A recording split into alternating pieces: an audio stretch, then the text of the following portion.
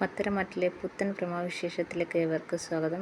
ഈ പ്രൊമോ ഇഷ്ടപ്പെടുവാണെങ്കിൽ സബ്സ്ക്രൈബ് ചെയ്യണേ, അതുപോലെ തന്നെ ലൈക്ക് ചെയ്യണേ, സപ്പോർട്ട് ചെയ്യണേ. അങ്ങനെ അഭി ജയിലിൽ നിന്ന് ഇറങ്ങിയാണ്. ജലജ പറയുകയാണ്, നമ്മളൊക്കെ ആക്കി ഏറ്റവും കൂടുതൽ ഈ ജയിലിൽ കിടന്നത് വേദനയായത് നവ്യയ്ക്കാണ്. അവളൊരു ബോംബാണ്.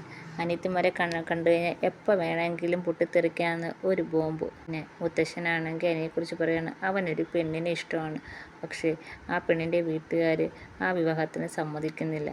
പിന്നെ ജലജയും അഭിയെ കാണിക്കണം. അങ്ങനെ അനന്തപുരിയിലെത്തി.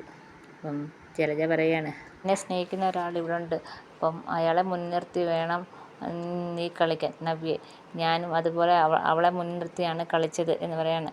പിന്നെ കാണിക്കുന്നത് അങ്ങനെയാണെങ്കിൽ ആദർശനോട് പറയാണ്, എൻ്റെ ചേച്ചിയാണെങ്കിലും പറയാൻ വയ്യ, ചില നേരത്തെ സംസാരം കേട്ട് സത്യങ്ങളെല്ലാം തുറന്നു പറയാൻ തോന്നും എന്ന് പറയാണ്.